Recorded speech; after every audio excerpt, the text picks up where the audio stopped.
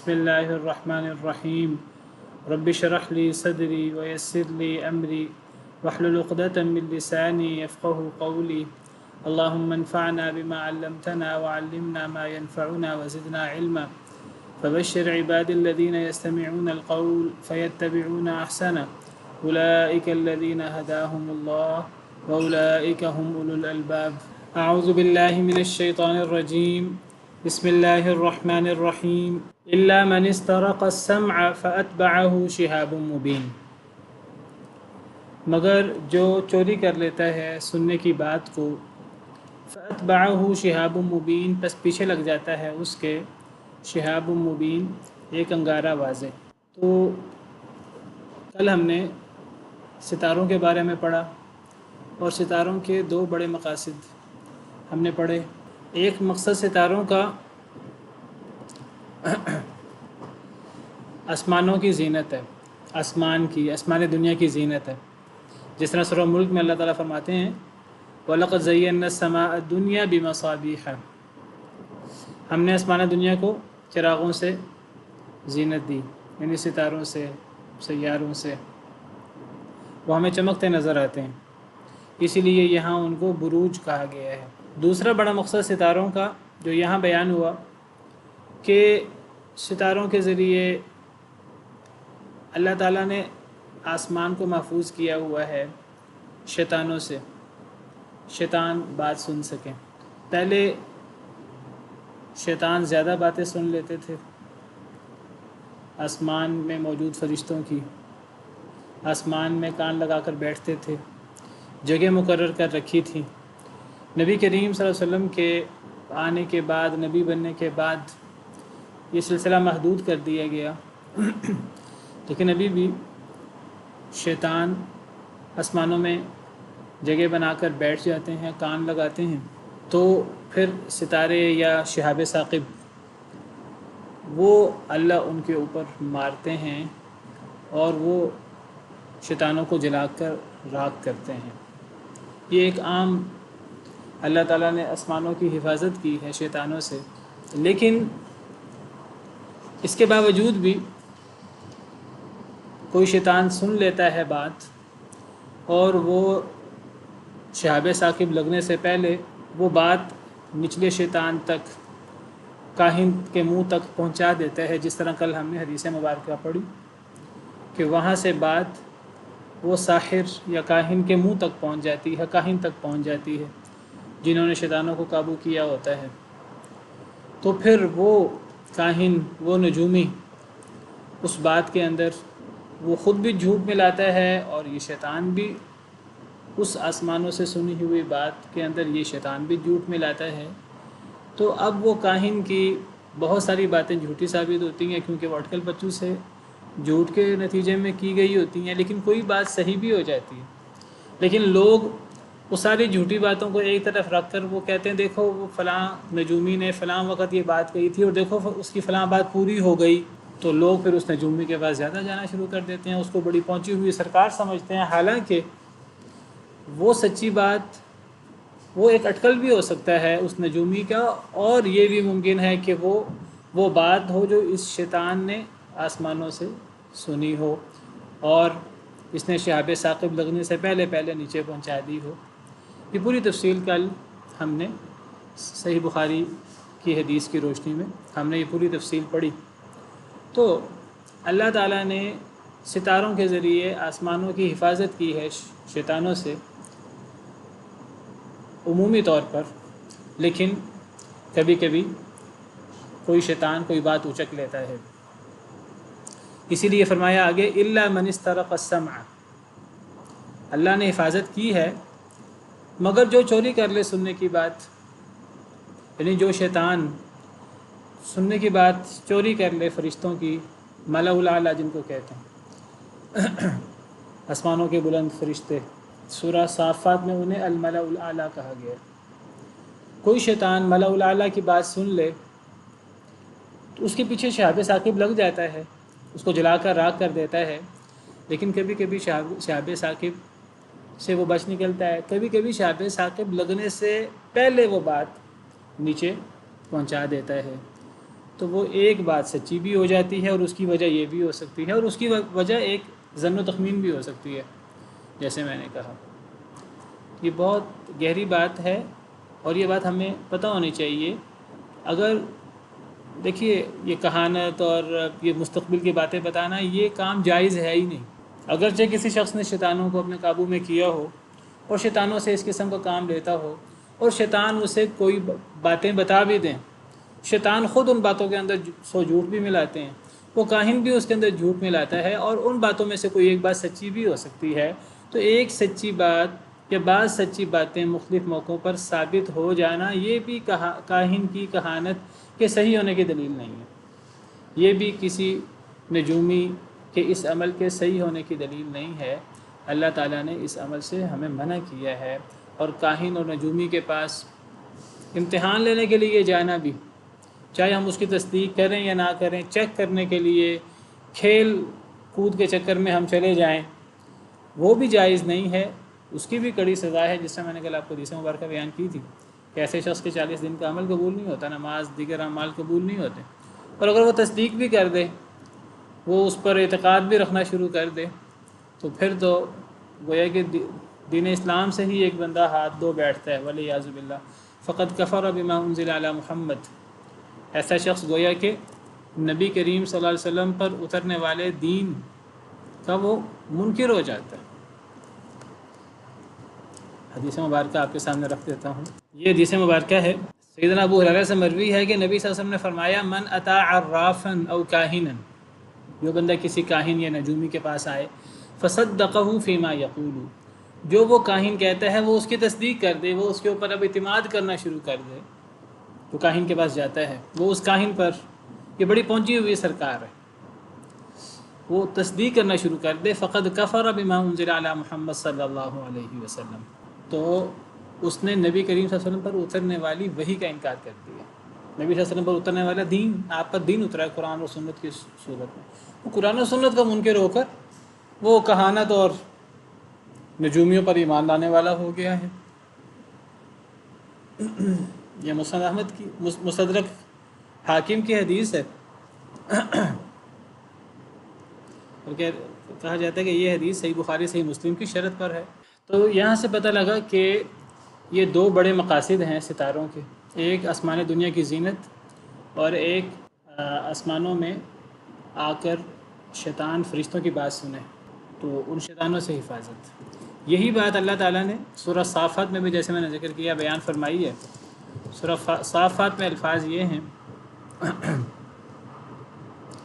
اللہ تعالیٰ فرماتے ہیں، اِنَّا زَيَّنَّا السَّمَاءَ الدُّنْيَا بِزِينَةٍ الْكَوَاكِبِ، بے شک ہم نے زینت دی آسمان دنیا کو۔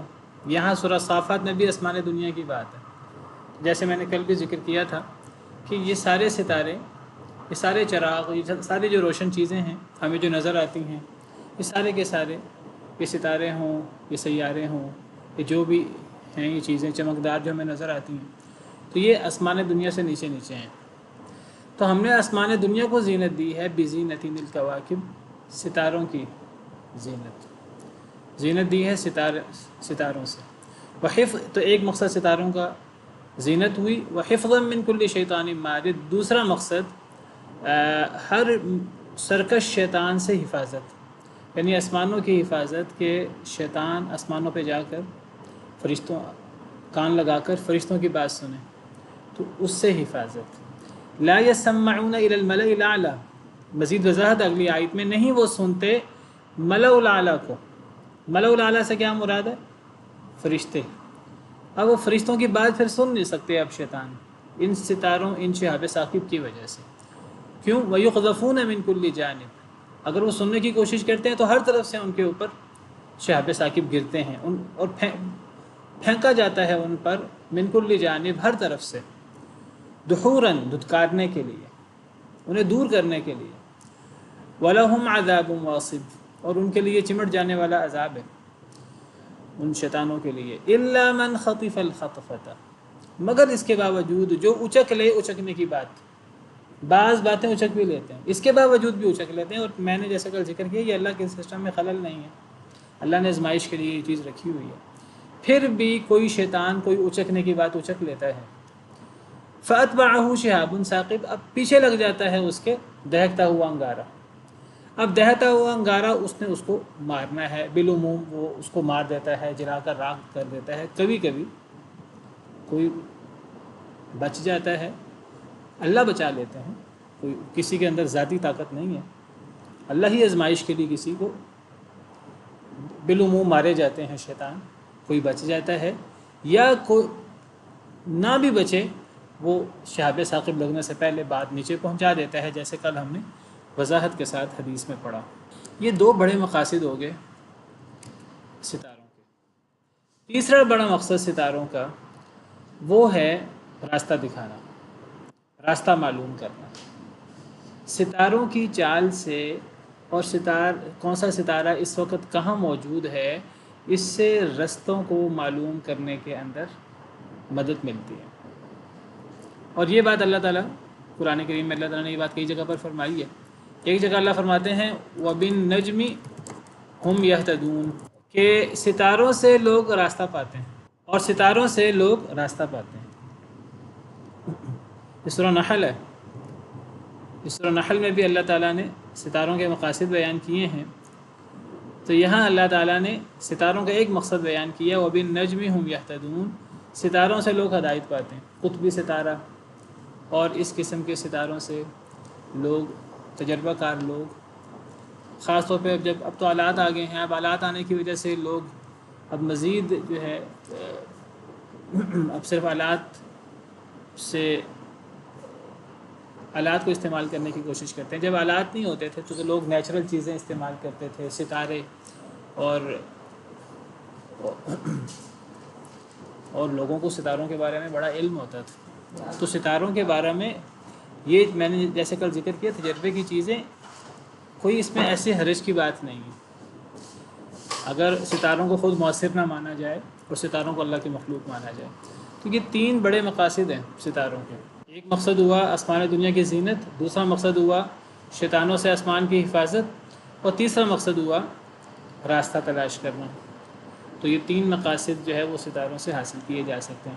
تو ستاروں کو اور مقاصد کے لیے استعمال کرے یا وہ سمجھے ستارے خود مؤثر ہیں تو یہ باقاعدہ کفر ہے. جیسے حدیث میں آتا ہے کہ پرانے زمانے میں جب بارش ہوتی تھی تو لوگ سمجھتے تھے کہ یہ بارش فلاں ستارے کے فلاں برج میں، فلاں مدار میں، فلاں جگہ جانے کی وجہ سے بارش ہوئی ہے، اور یہ بارش ستاروں کی وجہ سے ہوئی ہے. ستارے خود مؤثر نہیں ہیں. جو بندہ یہ عقیدہ رکھتا ہے تو وہ اللہ کے ساتھ گویا کہ انکار کرتا ہے اور ستارے پر ایمان لاتا ہے. اور جو بندہ یہ سمجھتا ہے کہ نہیں، بارش کے پیچھے اصل مؤثر یہ ستارے نہیں ہیں، اصل تو اللہ نے بارش کی ہے، باقی تو گویا کہ وہ شخص پھر ستاروں کے ساتھ ایمان نہیں لاتا، وہ اللہ رب العالمین کے ساتھ ایمان لاتا ہے. تو یہ ستاروں کے تین مقاصد ہیں بڑے.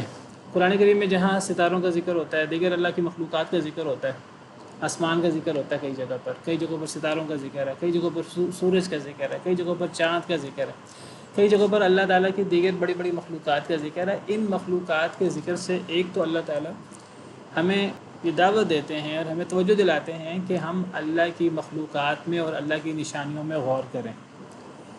اللہ نے ان چیزوں کو ہمارے لیے مسخر کیا ہے، ہم ان چیزوں سے فائدہ اٹھانے کی بہت ساری صورتیں ہیں، کیونکہ اللہ نے ان کو ہمارے لیے مسخر کیا ہے. وَسَخَّرَ لَكُم مَّا فِي السَّمَاوَاتِ وَمَا فِي الْأَرْضِ جَمِيعًا مِّنْهُ، جو کچھ آسمانوں میں ہے اور زمین میں ہے اللہ نے اس کو تمہارے لیے مسخر کر دیا ہے. یہ سارا کا سارا اللہ کی خاص رحمت ہے، یہ اللہ کی خاص عنایت ہے، یہ اللہ کی طرف سے یہ چیزیں تمہارے لیے مسخر کی گئی ہیں. جس طرح دوسری آیت میں اللہ فرماتے ہیں هُوَ الَّذِي خَلَقَ لَكُم مَّا فِي الْأَرْضِ جَمِيعًا، اللہ وہ ذات ہے جس نے جو کچھ زمین میں ہے سارا کا سارا تمہارے لیے پیدا کیا. تو اب انسان کا کام یہ ہے، انسان ان چیزوں کو ایکسپلور کرے.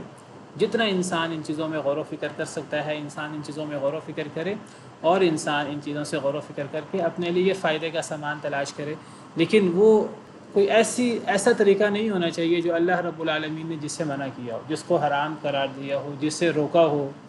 انسان ان چیزوں سے اس طرح کر کے فائدہ اٹھانا چاہے کہ انسان انہی چیزوں پر توکل کر کے بیٹھ جائے، انسان سب کچھ ان چیزوں کو سمجھنا شروع کر دے، اور جس مقصد کے لیے اللہ نے یہ چیزیں ذکر کی ہیں کہ انسان اس کائنات میں بکھری اللہ کی نشانیوں میں غور کرے، اللہ کی نشانیوں سے فائدہ اٹھائے، لیکن اصل مقصد کیا ہے؟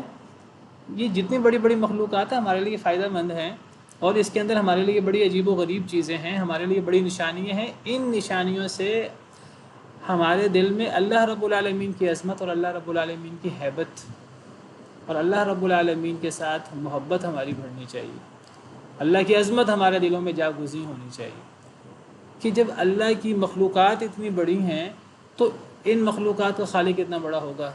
یہ مین مقصد ہے قرآن کریم میں، جب اللہ تعالیٰ کائنات اور کائنات میں بکھری چیزوں پر غور و فکر کرنے کی دعوت دیتی۔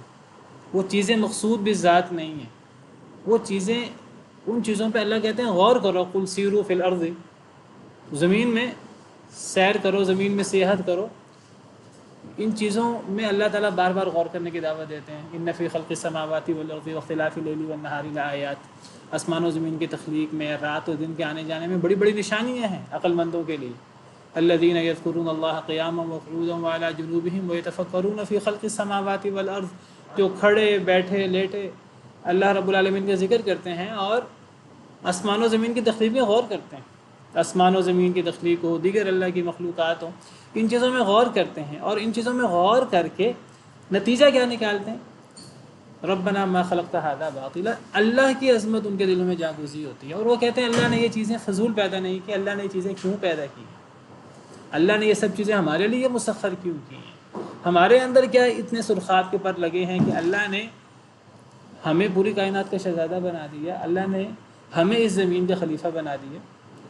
تو انسان اپنی تخلیق کے مقصد میں غور کرتا ہے، اور انسان اپنے اور خالق کے کا جو تعلق ہے اس کو مضبوط بناتا ہے، اور اللہ کی عظمت جو قرآن کا ایک بڑا مقصد ہے، اللہ کی معرفت، اللہ کی پہچان، اللہ کی عظمت، اللہ کی توحید، وہ انسان کے ذہن میں وہ آ جائے۔ یہ اصل میں ان بڑی بڑی نشانیوں کا مقصد ہے۔ عرش کا ذکر ہے قرآن میں، عرش کا ذکر اس لیے کہ عرش سب سے بڑی مخلوق ہے، بڑی ہی معزز جگہ ہے، جس کو اللہ العرش الکریم کہتے ہیں۔ لیکن وہ کتنا بڑا عرش ہے جس کو ایک جگہ پر اللہ تعالیٰ العرش العظیم بھی کہتے ہیں۔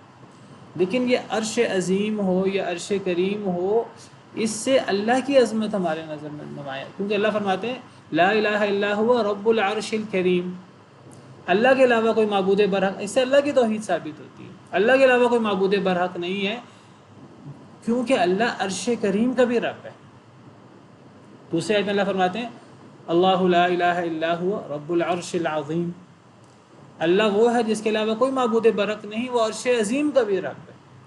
تو اتنی بڑی بڑی مخلوقات کا ذکر کر کے اللہ اپنی عظمت اصل میں اپنی معرفت کرانا چاہتے ہیں، اور اپنی توحید کو ثابت کرنا چاہتے ہیں کہ کون ہے اللہ کے علاوہ جن کو تم معبود بناتے ہو، جن کے بارے میں تم الٹے سیدھے خیالات رکھتے ہو، وہ یہ کر سکتے ہیں، یہ کر سکتے ہیں، حاجت روائی کون ہے جو ان چیزوں کو پیدا کر سکے، کون ہے جو ان چیزوں کو تمہارے لیے مسخر کر سکے۔ یہ ہے بنیادی مقصد ان بڑی بڑی نشانیوں کا، اور اللہ تعالیٰ ہمیں بار بار غور کرنے کی دعوت دیتے ہیں، اللہ کی نشانیوں میں غور کرو۔ تو یہ مقصد ہے ان چیزوں کو قرآن کریم میں پیش کرنے کا۔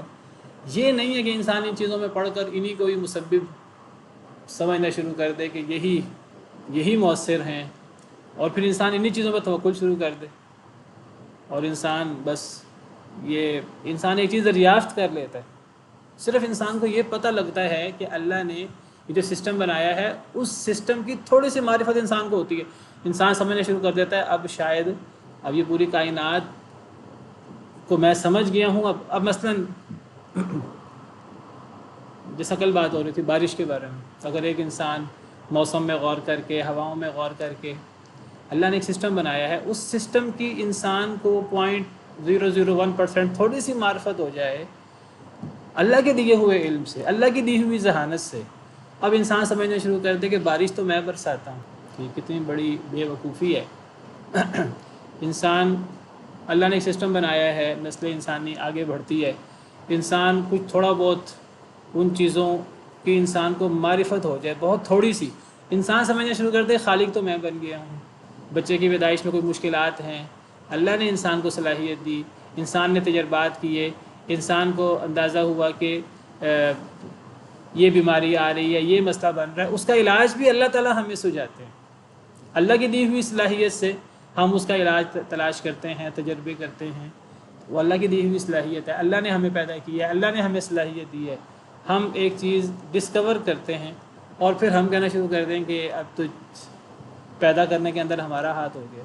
یہ تو ایسی بات ہے جیسے ماں باپ سمجھے کہ اصل پیدا کرنے والے تو ہم ہیں، حالانکہ بچوں کی پیدائش میں ماں باپ کا کس حد تک کردار ہے. بالکل وہی کردار ہے کہ زمین میں پانی دیا جاتا ہے اور وہ جو درخت اور باغات اور کھیتیاں اگتی ہیں اس کے اندر زمین کا کیا کردار ہے، اس کے اندر پانی کا کیا کردار ہے. اصل تو اللہ رب العالمین کی طرف سے تخلیق ہوتی ہے. تو انہی چیزوں کی طرف توجہ دلانا مقصود ہے قرآن کریم میں ان چیزوں کے ذکر سے. آگے اللہ تعالیٰ فرماتے ہیں وَالْأَرْضَ مَدَدْنَاهَا. جس طرح اللہ تعالیٰ نے آسمانوں کا ذکر کیا، ستاروں کا ذکر کیا، ستاروں کے 2 مقاصد ذکر کیے، اب اللہ تعالیٰ زمین کا ذکر کر رہے ہیں اور زمین کو بھی ہم نے پھیلا دیا. زمین اللہ کی بہت بڑی مخلوق ہے. اللہ ان مخلوقات کے ذکر سے اپنی عظمت، اپنی توحید، اپنی شان نمایاں کر رہے ہیں. اور اللہ کہتے ہیں اللہ کی ان مخلوقات میں غور کرو.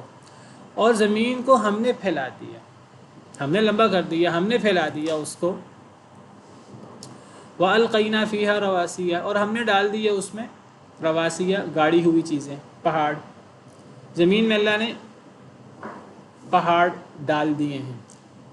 یہاں اللہ تعالیٰ نے پہاڑوں کے لیے لفظ رواسی استعمال کیا ہے. رواسی جمع ہے راسیت ان کی، اور راسیہ کہتے ہیں گاڑی ہوئی چیز کو. ورنہ پہاڑوں کے لیے لفظ جبال استعمال ہوتا ہے، جبل کی جمع جبال. اور بھی الفاظ استعمال ہوتے ہیں، طود وغیرہ، جبل. یہاں رواسیہ استعمال کیا تو رواسیہ یہ جمع ہے راسیت ان کی. راسیہ گاڑی ہوئی چیز. والجبال ارساہا، پہاڑوں کو اللہ نے گاڑ دیا. تو گاڑی ہوئی چیز، تو اللہ نے گویا کہ یہاں اپنی ایک بہت مضبوط تخلیق پہاڑوں کا ذکر کیا، اور پہاڑوں کو اس نام سے اللہ نے ذکر کیا جس سے پتہ لگتا ہے اللہ نے پہاڑوں کو کس انداز سے زمین کے اندر اللہ نے رکھا ہے. اللہ نے پہاڑوں کو ایسے کر کے رکھ نہیں دیا اوپر سے زمین. اللہ نے پہاڑوں کو باقاعدہ گاڑا ہے زمین کے اندر، جیسے میخ کو گاڑا جاتا ہے خیمہ کے لیے یا جانور کو باندھنے کے لیے یا کسی مقصد کے لیے میخ گاڑی جاتی ہے. کیسے میخ گاڑی جاتی ہے؟ لمبی میخ ہوتی ہے تو اس کا تھوڑا حصہ زمین کے اندر نہیں ہوتا، اس کا آدھا حصہ زمین کے اندر نہیں ہوتا، اس کا آدھے سے زیادہ حصہ زمین کے اندر گاڑ دیا جاتا ہے. یہ کیفیت پہاڑوں کی ہے. پہاڑ گاڑے ہوئے ہیں زمین کے اندر تاکہ زمین کو کنٹرول کریں اور زمین کے اندر حرکت نہ پیدا ہو جائے اور زمین کہیں چلی نہ جائے. پہاڑوں کے ذریعے اللہ نے کنٹرول کیا ہے. ہمیں یہ چیزیں اب تک ہم نے یہ چیزیں اپنے مشاہدے سے، اپنے تجربے سے یہ چیزیں دریافت کر لی ہیں یا نہیں ہم کر پائے ابھی تک پورے طریقے سے ان چیزوں کو ایکسپلور کر سکے ہیں یا نہیں کر سکے. وہ اللہ جس نے ان چیزوں کو پیدا کیا ہے اس سے بڑھ کر کون جان سکتا ہے. الا یعلم من خلق، کیا وہ نہیں جانے گا جس نے پیدا کیا. وہو اللطیف الخبیر، اور وہ بہت باریک بین بھی ہے، خبردار بھی ہے. اور اللہ جو بات بتاتے ہیں وہ اللہ تعالیٰ نے قرآن کو نصیحت کی کتاب بنایا، سائنس کی کتاب نہیں بنایا. سائنسی تفصیلات نہیں ہوتی، لیکن اللہ جو بتاتے ہیں، جو اشارہ کرتے ہیں، وہ چیز ہوتی 100% صحیح ہے. ہمیں سمجھ آئے یا نہ آئے، اس میں حقیقت ہوتی ہے 100%. اسی طرح ہوتا ہے جس طرح اللہ فرمائے، کیونکہ اللہ سے بہتر کوئی نہیں جانتا، کیونکہ پیدا اللہ نے کیا ہے، اس طرح سسٹم اللہ نے بنایا. تو اللہ فرماتے ہیں زمین کو ہم نے پھیلا دیا ہے اور زمین کے اندر ہم نے پہاڑ گاڑ دیے ہیں. اب پہاڑوں کی حیثیت وہ گاڑی ہوئی چیز کی ہے، جیسے میخ گاڑی جاتی ہے. اب پہاڑوں کو گاڑا کیوں گیا ہے، اس کی کیا حکمت ہے؟ اللہ کی طرف سے دعوت ہے. اللہ نے انسان کو پیدا کیا، اللہ نے انسان کو صلاحیت دی ہے. انسان اللہ کی دی ہوئی صلاحیت سے غور کرے، لیکن غور کر کے وہ انہی چیزوں کو سب کچھ سمجھنا نہ شروع کر دے، بلکہ انسان کے دل میں ان چیزوں پر غور کرنے سے اللہ کی عظمت نمایاں ہونی چاہیے اور اللہ پر ایمان مضبوط ہونا چاہیے اور اللہ کے سامنے اپنی عاجزی وہ واضح ہونی چاہیے. وَأَنبَتْنَا فِيهَا مِن كُلِّ شَيْءٍ مَوْزُونَ، اور ہم نے اگایا فیہا اس زمین میں من کل شیء موزون، ہر شے موزون.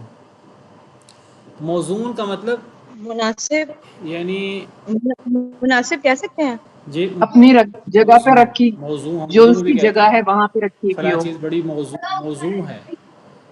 ہر چیز ایک مناسب ہے، نہ کوئی چیز زیادہ ہے نہ کوئی چیز یعنی اتنی زیادہ نہیں ہے کہ وہ چیز ہمارے لیے وبال بن جائے، اور کوئی چیز کم بھی نہیں ہے کہ اس کا کم ہونا ہمارے لیے نقصان دہ بن جائے۔ اللہ نے ہر چیز کو موزوں اور مناسب بنایا ہے۔ زمین کے اندر پانی ہے، اب اللہ نے جتنا پانی رکھا ہے وہ پانی بڑا مناسب ہے۔ وہ پانی زیادہ ہو جاتا تو زمین رہنے کے قابل نہ ہوتی، وہ پانی کم ہو جاتا تو پھر زمین رہنے کے قابل نہ ہوتی۔ اللہ نے ہواؤں کا سسٹم بنایا ہے، ہوائیں زیادہ تیز چلا کرتی، جیسے بعض ایسے سیارے بھی ایک ہیں خاص تناسب میں اس کا جو تیز چلتی رہتی موجود، ہیں، یعنی ایک خاص وہاں تناسب کے تیز اندر ہواؤں کی رکھی وجہ ہوئی سے چیزیں۔ زندگی ممکن نہیں ہے۔ اور بعض ایسی جگہیں ہیں جہاں ہوائیں ہیں ہی نہیں، یا ہوائیں ہیں تو اتنی تیز نہیں چلتی، آہستہ چلتی ہیں، وہ آہستہ چلنے کی وجہ سے زمین وہاں زندگی ممکن نہیں ہے۔ درجہ حرارت ہمارے ہاں جو ہے وہ ایک مخصوص مقدار کا ہے زمین میں، اگر وہ اس سے زیادہ ہو جائے تو رہنا ممکن نہ ہو، اور اگر وہ اس سے کم ہو جائے تو ٹھنڈ بہت زیادہ ہو جائے۔ تو اللہ نے ہر چیز بڑی مناسب، بڑی حساب کے ساتھ بنائی ہے، اور اللہ سے بہتر کون جانتا ہے۔ اسی طرح اللہ نے زمین کے اندر جو جو معدنیات رکھی، جو جو چیزیں رکھی، اللہ نے ہر چیز ایک حساب کے ساتھ رکھی ہے۔ جو جو مخلوقات پیدا کی، اب لوگ کہتے ہیں جی آبادی زیادہ ہو گئی ہے، پانی کم ہو گیا ہے، یہ ہو گیا ہے، وہ ہو گیا ہے، اب لوگ کھائیں گے کہاں سے، لوگ پئیں گے کہاں سے؟ بھئی جب انسان نے اتنی ترقی نہیں کی تھی سائنس کی، تو تب انسان کہاں سے کھاتا تھا؟ جب انسان بالغ اور بڑا نہیں ہوتا، جب وہ انسان سوچنا شروع کرتا ہے میں کہاں سے کماؤں، کہاں سے کھاؤں، جب انسان بچہ ہوتا ہے تو وہ بچے کو کون کھلاتا ہے؟ جو بچے کو کھلاتا ہے وہی بڑے کو بھی کھلاتا ہے۔ اللہ نے زمین کے اندر جو چیز پیدا کی ہے مناسب پیدا کی ہے۔ اللہ نے زمین کو ایسا بنایا، اللہ فرماتے ہیں زمین کو ہم نے ایسا بنایا ہے کہ یہ زندہ انسانوں کے لیے بھی کافی ہے اور مردہ انسانوں کے لیے بھی کافی ہے۔ جتنے انسان اس میں زندہ ہوں گے زمین ان کو کافی ہوگی، جتنے انسان مر جائیں گے زمین ان کو بھی کافی ہوگی۔ سورہ مرسلات میں اللہ تعالیٰ فرماتے ہیں الم نجعل الارض کفاتا، کیا ہم نے زمین کو سمیٹنے والی نہیں بنایا، احیاء و امواتا، زندوں کو بھی اور مردہ لوگوں کو بھی۔ مردوں کے لیے جتنے مردے ہو جائیں ان کے لیے زمین ان کو بھی سمیٹ لیتی ہے، اور جتنے زندہ ہوں زمین ان کو بھی سمیٹ لیتی ہے۔ اللہ نے ہر چیز حساب کے ساتھ پیدا کی ہے۔ اب ہم کہیں کہ جی وہ آبادی ہی اتنی زیادہ ہو جائے گی، ہمیں آبادی کو کنٹرول کرنا پڑے گا ورنہ ہم کھائیں گے کہاں سے؟ جس اللہ نے پیدا کیا ہے اس اللہ نے اتنا مناسب رزق بھی پیدا کیا ہے، نہ وہ زیادہ ہے نہ وہ تھوڑا ہے۔ اللہ نے ہر چیز کو ایک توازن کے ساتھ، ہاں اس کا صحیح جو لفظ ہونا چاہیے توازن، موزون، اردو میں موزون توازن کے معنی میں استعمال کرتے ہیں۔ توازن کے ساتھ اللہ نے ہر چیز کو، مجھے لفظ نہیں مل رہا تھا، توازن کے ساتھ اللہ نے ہر چیز کو پیدا کیا ہے۔ اب آپ کہیں گے اگر ہر چیز توازن کے ساتھ ہے تو پھر زمین کے اندر سیلاب کیوں آ جاتا ہے؟ وہ اللہ کی طرف سے سزا ہوتی ہے۔ جس اللہ نے توازن بنایا ہے وہ اللہ سزا دینے کے لیے کسی چیز کی زیادتی کر کے سزا دے سکتا ہے، کسی چیز کی کمی کر کے سزا دے سکتا ہے، کبھی قحط بھی تو ہو جاتا ہے۔ اب قحط ہونا وہ اللہ کے خزانوں میں کوئی کمی نہیں ہے، وہ اللہ کی طرف سے سزا ہے۔ جس طرح ایک انسان اللہ کو راضی کرتا ہے تو آسمان و زمین کی برکتیں اللہ کھول دیتے ہیں۔ وَلَوْ أَنَّ أَهْلَ الْقُرَىٰ آمَنُوا وَاتَّقَوْا لَفَتَحْنَا عَلَيْهِمْ بَرَكَاتٍ مِّنَ السَّمَاءِ وَالْأَرْضِ، اگر بستیوں والے ایمان لے آتے، اللہ کا تقوی اختیار کرتے، ہم آسمان و زمین کی برکتیں ان کے لیے کھول دیتے۔ وَلَٰكِن كَذَّبُوا، لیکن جب انہوں نے جھٹلایا، فَأَخَذْنَاهُمْ بِمَا كَانُوا يَكْسِبُونَ، تو ہم نے ان کو ان کی برے اعمال کی وجہ سے، ان کی کمائی کی وجہ سے ہم نے ان کو پکڑ لیا۔ قحط آ جاتا ہے اللہ کی نافرمانی کو، جو بھی ہم کو مصیبت آتی ہے ہمارے برے اعمال کی وجہ سے آتی ہے۔ وَمَا أَصَابَكُم مِّن مُّصِيبَةٍ فَبِمَا كَسَبَتْ أَيْدِيكُمْ، وہ کسی چیز کی طغیانی کی وجہ سے ہو یا وہ کسی چیز کی کمی کی وجہ سے ہو، اللہ نے ہر چیز کو توازن کے ساتھ پیدا کی ہے۔ اللہ نے دیکھیں زمین کو کنٹرول کیا ہے۔ اب آپ کے زمین کے اندر زلزلہ کیوں آ جاتا ہے؟ وہ بھی ہمارے لیے سزا ہے، وہ سزا کے طور پر آتا ہے، ورنہ اللہ نے زمین کی حرکت کو کنٹرول کیا ہوا ہے پہاڑوں کے ذریعے اور طریقوں سے۔ وہ زلزلے قرب قیامت زیادہ ہو جائیں گے کیونکہ اللہ کی نافرمانی زیادہ ہوگی، قرب قیامت زلزلے بھی زیادہ آئیں گے، اللہ کے عذاب بھی زیادہ آئیں گے۔ تو اللہ نے ہر چیز کو توازن کے ساتھ پیدا کیا ہے۔ جتنی معدنیات ہیں، جتنی گیسز ہیں، جو جو چیزیں ہیں زمین کے اندر، ہر چیز ایک مخصوص توازن کے ساتھ، ایک لگے بندے حساب کے ساتھ۔ ہمیں تو یہ نہیں پتہ کہ چیزیں زمین کے اندر کیا کیا ہیں، اور کون سی چیز کتنی زیادہ ہو تو نقصان دہ ہوگی ہمارے لیے، کتنی کم ہو تو ہمارے لیے نقصان دہ ہوگی۔ باقی جو اللہ نے ہر چیز توازن کے ساتھ پیدا کی ہے، اس کا مطلب یہ نہیں ہے کہ انسان زمین میں کچھ بھی نہ کرے، انسان بس بیٹھ جائے اور اللہ پہ توکل کر کے انسان کے میرے گھر میں میرا رزق پہنچ جائے گا، وہ ایک الگ بات ہے۔ اللہ تعالیٰ نے ہمیں اس کے لیے ہاتھ پیر مارنے کا حکم دیا، وہ ایک الگ موضوع ہے۔ اللہ پہ توکل کرنے کا مطلب یہ نہیں ہے کہ انسان بس گھر میں بیٹھ جائے اور انسان کوئی تدبیر نہ کرے، کوئی محنت نہ کرے۔ انسان کو اپنی تدبیر کرنی ہے، اپنی کوشش کرنی ہے، لیکن انسان کو نتائج توکل اللہ پہ کرنا ہے۔ اللہ نے ہر چیز توازن کے ساتھ، موزونیت کے ساتھ پیدا کی ہے۔ بہت عظیم آیت ہے، ہر آیت بڑی عظیم ہے، بہت گہری آیت ہے۔ وَجَعَلْنَا لَكُمْ فِيهَا مَعَایِشَ، اور ہم نے بنائی تمہارے لیے، ہم نے بنایا تمہارے لیے فیہا، اس میں، اس زمین میں، معایش، معیشت کا سامان زندگی۔ اللہ تو یہی کہتے ہیں نا، اللہ تعالیٰ کہتے ہیں کہ قیامت اللہ کا عذاب ہے۔ اللہ کہتے ہیں اللہ کے عذاب آنے سے پہلے اپنی اصلاح کر لو۔ جب لوگ نیک ہوں گے نا دنیا میں، اللہ سے ڈرنے والے ہوں گے، تو قیامت آئے گی نہیں، کیونکہ قیامت اللہ کا عذاب ہے، ٹھیک ہے؟ تو قیامت بدترین لوگوں پر آئے گی۔ جب قیامت آئے گی اس وقت دنیا میں کوئی ایک بھی مسلمان نہیں ہوگا۔ تو ہم یہ کہیں کہ لوگ اللہ کے عذاب سے بچنے کے لیے لوگ نیکی کریں تاکہ قیامت نہ آئے۔ قیامت آنی ہی تب ہے جب دنیا میں مسلمان ختم ہو جائیں گے۔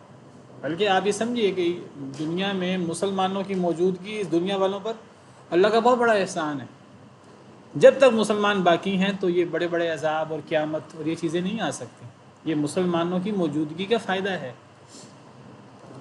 بہرحال نیک لوگوں کی موجودگی کا فائدہ ہوتا ہے۔ نبیوں کی موجودگی کی وجہ سے قوموں پر عذاب نہیں آتا، اور صرف نبی نہیں، نیک لوگوں کی موجودگی کی وجہ سے بھی عذاب نہیں آتا۔ سورہ انفال میں اللہ فرماتے ہیں وَمَا كَانَ اللَّهُ لِيُعَذِّبَهُمْ وَأَنْتَ فِيهِمْ وَمَا كَانَ اللَّهُ مُعَذِّبَهُمْ وَهُمْ يَسْتَغْفِرُونَ۔ اللہ لوگوں کو عذاب نہیں دیں گے جب تک اے نبی آپ ان میں موجود ہیں، اللہ انہیں عذاب نہیں دیں گے۔ وَمَا كَانَ اللَّهُ مُعَذِّبَهُمْ، اور اللہ انہیں اس وقت تک بھی عذاب نہیں دیں گے وَهُمْ يَسْتَغْفِرُونَ، جب تک کہ لوگ اللہ سے استغفار کرتے ہیں۔ تو استغفار کرنے والوں کی وجہ سے بھی عذاب ٹلا رہتا ہے۔ یعنی کچھ لوگ ایک علاقے میں استغفار کرنے والے ہوتے ہیں، ان استغفار کرنے والوں کی وجہ سے ان پر بھی اور ایسے لوگوں پر بھی جو ان کے ساتھ رہتے ہیں اور استغفار نہیں کرتے، ان پر عذاب ٹلا رہتا ہے استغفار کرنے والوں کی برکت سے۔ تو نیک لوگوں کی ایک برکت ہوتی ہے، نیکی کی ایک برکت ہوتی ہے، گناہ کی ایک نحوست ہوتی ہے۔ بعض دفعہ نیکی کی برکت سے گناہ گار بھی فائدہ اٹھا لیتا ہے، اور بعض دفعہ گناہ کی نحوست وہ اللہ کے ایک نیک بندے کو بھی لپیٹ میں لے لیتی ہے۔ اگرچہ گناہ کی نحوست اگر اللہ کے نیک بندے کو بھی اپنی اگر وہ لپیٹ میں لے لے، تو پھر قیامت کے دن جب اللہ لوگوں کو اٹھائیں گے تو پھر اللہ تعالیٰ نیک شخص کے ساتھ الگ معاملہ کریں گے، برے شخص کے ساتھ الگ معاملہ کریں گے۔ بیٹا اس معنی میں کہہ رہا ہوں کہ کسی نیک شخص کی نیکی سے گناہ گار کو بھی فائدہ ہو جاتا ہے۔ Recording in progress. ایسے جیسے میں نے کہا کہ اگر ایک نیک شخص موجود ہو دنیا میں کسی علاقے میں، تو نیک لوگوں کی موجودگی کی وجہ سے اس علاقے میں عذاب نہیں آتا، اگر جو اس علاقے میں گناہ گار موجود ہوں۔ جیسے ابھی میں نے قرآن کی آیت پڑھی ہے وَمَا كَانَ اللَّهُ مُعَذِّبَهُمْ وَهُمْ يَسْتَغْفِرُونَ، اللہ ایک قوم کو عذاب نہیں دیں گے اگر ان میں استغفار کرنے والے موجود ہیں۔ اسی طرح ایک آیت میں ہے وَمَا كَانَ رَبُّكَ لِيُهْلِكَ الْقُرَىٰ بِظُلْمٍ وَأَهْلُهَا مُصْلِحُونَ، اللہ کسی بستی کو ان کے ظلم کی وجہ سے ہلاک نہیں کریں گے اگر اس بستی میں اصلاح کرنے والے موجود ہیں۔ یعنی ایک بستی میں ظالم بھی موجود ہیں اور اسی بستی میں اصلاح کرنے والے بھی موجود ہیں، تو اصلاح کرنے والوں کی برکت سے ان بستیوں میں ظالموں کے ظلم کے باوجود اللہ اس بستی کو ہلاک نہیں کرتے۔ اور اگر اللہ کی ناراضگی زیادہ ہو جائے ظلم کرنے والوں کے ظلم کی وجہ سے، پھر اللہ ہر چیز، ہر فیصلہ تو اللہ کا ہوتا ہے، پھر اللہ کو ایسی صورت بناتے ہیں کہ وہ نیک لوگ، اصلاح کرنے والے لوگ اس بستی سے نکل جائیں کسی طریقے سے، پھر اللہ عذاب بھیجتے ہیں۔ جیسے اللہ نے جب نبیوں کی قوموں پر عذاب آیا تو اکثر اللہ نے نبیوں کو پہلے اس قوم سے نکال دیا۔ حضرت لوط کا قصہ مشہور ہے، جب ان کو اس قوم پر عذاب آنے لگا، اللہ نے حضرت لوط اور ان کے رشتہ داروں سے کہا کہ وہ نکل جائیں، وہ نکل گئے، پیچھے سے قوم والوں پر عذاب آئے، ان کو ان کے گناہوں کی وجہ سے ان کو یہ بات سمجھ نہیں آتی۔ چلیں بہرحال وَجَعَلْنَا لَكُمْ فِيهَا مَعَایِشَ، اور بنائی ہم نے تمہارے لیے فیہا، اس میں، اس زمین میں، معایش، معیشت کا سامان، زندگی گزارنے کا سامان۔ اے انسانوں، اللہ اپنے عظیم احسانات اللہ بتا رہے ہیں کہ اے انسانوں، اللہ نے صرف تمہیں پیدا نہیں کیا، اللہ نے تمہارے علاوہ بہت ساری مخلوقات کو بھی پیدا کیا ہے، اور دیکھو اللہ نے تمہارے لیے کیا کیا بنایا ہے۔ اللہ نے تمہارے لیے آسمان بنایا، اللہ نے تمہارے لیے زمین بنائی، اللہ نے تمہارے لیے ستارے بنائے، اللہ نے تمہارے لیے پہاڑ، اللہ نے تمہارے لیے زمین میں ہر چیز توازن کے ساتھ پیدا کی۔ اور اللہ فرماتے ہیں کہ اے انسانوں، ہم نے تمہارے لیے زمین میں زندگی گزارنے کے سامان بنائے۔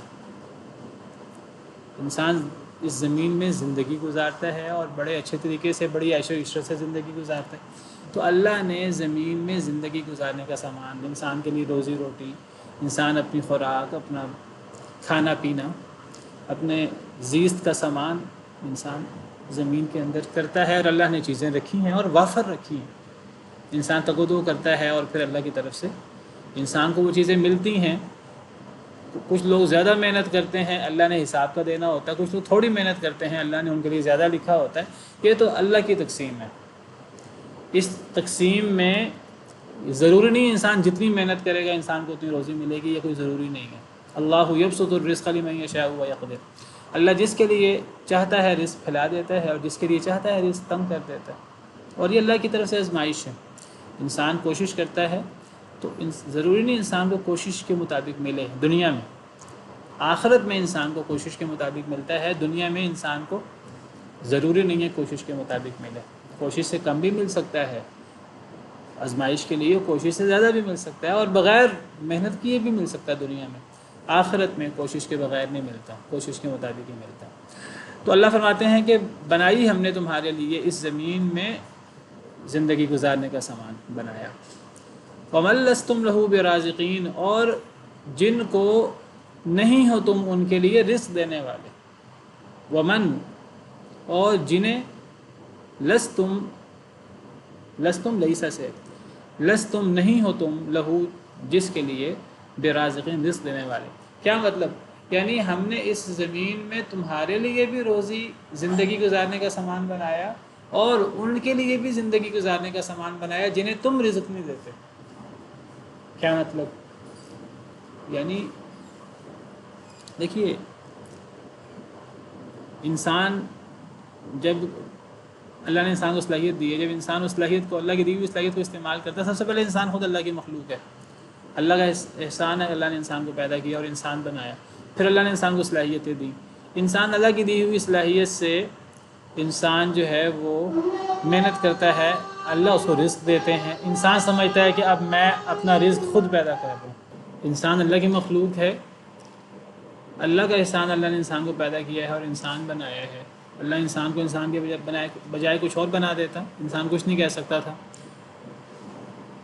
اگر اللہ انسان کو پیدا ہی نہ کرتا، انسان کچھ نہیں کہہ سکتا تھا۔ اگر اللہ انسان کو پیدا کر دیتا لیکن کچھ اور بنا دیتا، انسان پھر بھی کچھ نہیں کہہ سکتا تھا۔ اللہ نے انسان کو پیدا بھی کیا ہے اور انسان بھی بنایا ہے، اور اس کے ساتھ اللہ نے انسان کو اعلیٰ ترین صلاحیتیں بھی دی ہیں۔ بہترین اللہ تعالیٰ نے انسان کو اعضاء بھی دیے ہیں، عقل بھی دی ہے بہترین، یہ سارے اللہ کے احسانات ہیں۔ انسان اللہ کی دی ہوئی ان صلاحیتوں سے فائدہ اٹھا کر انسان جب اپنے لیے روزی کا سامان کرتا ہے، وہ روزی کا سامان جس زمین سے انسان کرتا ہے، وہ زمین، اس زمین میں موجود جن چیزوں سے انسان کرتا ہے وہ چیزیں سب اللہ کی مخلوق ہے۔ انسان خود اللہ کی مخلوق ہے، انسان کی صلاحیت اللہ کی مخلوق ہے۔ انسان جب وہ اپنے لیے سامان زیست حاصل کرتا ہے تو انسان دھوکے میں مبتلا ہو جاتا ہے کہ میں نے اپنے لیے رزق خود پیدا کیا ہے، میں نے اپنے لیے رزق خود کمایا ہے، میں خود اپنے لیے رزق روٹی پیدا کر سکتا ہوں، اور میں زور بازو سے سب کچھ حاصل کر سکتا ہوں، مجھے کون روک سکتا ہے۔ انسان کے اندر تکبر پیدا ہو جاتا ہے، غرور پیدا ہو جاتا ہے۔ جتنا اللہ کا انعام انسان پر ہوتا رہتا ہے اتنا انسان کے اندر الا ماشاء اللہ غرور و تکبر پیدا ہو جاتا ہے۔ اللہ تعالیٰ سورہ قلم میں جو پہلی صورت ہے، سورہ علق میں، اللہ فرماتے ہیں کلا ان الانسان لیطغی ان رآہ استغنی، ہرگز نہیں، بے شک انسان البتہ سرکش ہو جاتا ہے جب وہ اپنے آپ کو غنی پاتا ہے، ان رآہ استغنی۔ تو یہ بہت بڑی کمزوری ہے انسان کی۔ پھر انسان یہ سمجھتا ہے کہ میں صرف اپنے لیے رزق روٹی پیدا نہیں کر رہا، میں اپنے نوکروں چاکروں کے لیے بھی میں روزی پیدا کر رہا ہوں، اپنے غلاموں کے لیے، اپنے بچوں کے لیے، اپنے جانوروں کے لیے میں جو ہے وہ چارہ کاٹ کے لا رہا ہوں، میں یہ کر رہا ہوں، میں یہ کر رہا ہوں، وہ انسان کے اندر مزید غرور، مزید تکبر پیدا ہوتا ہے۔ اللہ تعالیٰ یا انسان کی حقیقت یاد دلا رہے ہیں کہ اے لوگو، تمہارا رزق بھی تم نے پیدا نہیں کیا، اللہ نے پیدا کیا۔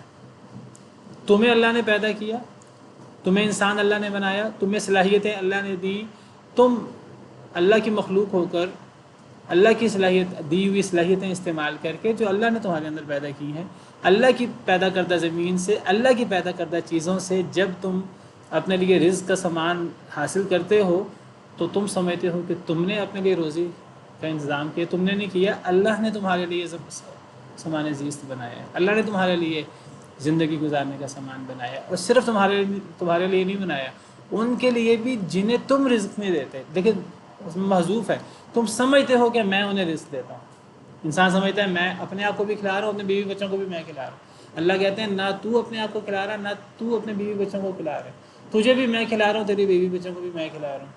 نہ تو اپنے آپ کو کھلا رہا ہے، نہ تو اپنے جانوروں کو کھلا رہا ہے، تجھے بھی اللہ کھلا رہا ہے اور تیرے جانوروں کو بھی اللہ کھلا رہا ہے۔ اگر تیرے ماتحت کچھ غلام لونڈی ہیں، تو اپنے آپ کو نہیں کھلا رہا، اپنے غلام لونڈی کو تو نہیں کھلا رہا، تجھے بھی اللہ کھلا رہا ہے اور تیرے غلام لونڈی کو بھی تیرا رب کھلا رہا ہے۔ یہ مطلب ہے۔ قرآن کی دیگر آیات بھی ہیں کہ اللہ تعالیٰ فرماتے ہیں وَمَا مِن دَابَّةٍ فِي الْأَرْضِ إِلَّا عَلَى اللَّهِ رِزْقُهَا، صرف انسان نہیں، اس زمین پر چلنے والا ہر چوپایا اللہ پر اس کا رزق ہے۔ وَكَأَيٍّ مِّن دَابَّةٍ لَا تَحْمِلُ رِزْقَهَا، اس زمین میں کتنے چوپائے ہیں جو اپنا رزق اٹھائے نہیں پھرتے۔ اللہ يَرْزُقُهَا وَإِيَّاكُمْ، انہیں بھی اللہ رزق دیتا ہے اور اے انسانوں تمہیں بھی اللہ رزق دیتا ہے۔ کتنی بڑی حقیقت اللہ نے یہاں بیان کی ہے۔ انسان جو ہے وہ جب دھوکے میں مبتلا ہوتا ہے، غرور میں مبتلا ہوتا ہے، تو انسان پھر تباہ ہوتا ہے۔ اللہ فرماتے ہیں کہ تمہارے لیے زمین میں زندگی کا سامان ہم نے پیدا کیا، اور جنہیں تم رزق نہیں دیتے، تمہارے ماتحت جانور ہوں یا لوگ ہوں، بیوی بچے ہوں، انہیں بھی تم رزق نہیں دیتے، وہ ہم نے رزق کا سامان پیدا کیا، تمہارے ہاتھ سے دلوا دیا ہو تو الگ بات ہے۔ وَإِن مِّن شَيْءٍ إِلَّا عِندَنَا خَزَائِنُهُ، اور نہیں ہے کوئی بھی شے الا مگر عندنا ہمارے پاس خزائنہ، اس کے خزانے ہیں۔ اصل میں یہ جو اس قسم کی آیات ہیں، اللہ کی عظمت، اللہ کی شان، اس کو توحید کے دلائل کہتے ہیں۔ یہ قرآن کریم بھرا پڑا ان قسم کی آیات سے، اس سے اللہ کی عظمت اور اللہ کی توحید ثابت ہوتی ہے ہمارے لیے۔ یہ بہت بڑی، یہ اصل میں ہیں نشانیاں بڑی بڑی، اللہ جس کی طرف ہماری توجہ دلاتے ہیں انسانوں کی، یہ عقلی دلائل ہیں اللہ کے رب ہونے کے اور اللہ کے اکیلے ہونے کے۔ اللہ فرماتے ہیں کہ کوئی بھی شے نہیں ہے اس دنیا میں مگر ہمارے پاس اس کے خزانے ہیں۔ دنیا میں کوئی چیزیں ایسی ہیں جو بڑی سستی سے ہمیں لگتی ہیں، تھوڑی قیمت میں زیادہ چیزیں آ جاتی ہیں، کئی چیزیں ایسی بہت مہنگی ہیں، اتنی مہنگی ہیں کہ انسان کروڑوں اربوں دے کر بہت تھوڑی سی وہ چیز حاصل کر پاتا ہے، اور انسان کہتا ہے کہ سونا چاندی ہے اور اس قسم کی چیزیں ہیں۔ اب تو ایسی معدنیات اور ایسی چیزیں ہیں دنیا میں، یورینیم اور اس قسم کی چیزیں جو ہم کہتے ہیں بہت قیمتی ہیں، بہت قیمتی ہیں، انسان اربوں خربوں استعمال کر کے بھی بہت تھوڑی سی وہ چیز حاصل کر سکتا ہے۔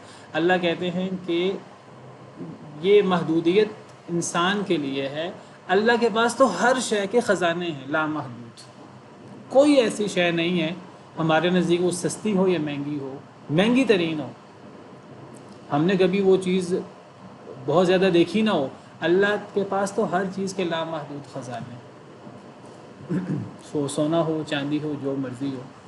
وَمَا نُنَزِّلُهُ إِلَّا بِقَدَرٍ معلوم، اور نہیں ہم نازل کرتے اس کو مگر ایک معلوم اندازے کے ساتھ۔ ہم دنیا میں ہم نے اس کو اتارا ہے، کسی چیز کو تھوڑا اتارا ہے، اس کے پیچھے اللہ کی اپنی حکمت ہے، اللہ کو پتہ ہے میں نے کیوں اس چیز کو تھوڑا اتارا ہے، کسی کو زیادہ اتارا ہے، وہ اللہ، اس کے پیچھے اللہ کی اپنی حکمت ہے، اور اللہ کو پتہ ہے زیادہ کیوں اتارا ہے۔ چلیں اسی پر بس کرتے ہیں۔ سبحان ربک رب العزت عما یصفون وسلام علی المرسلین والحمد للہ رب العالمین۔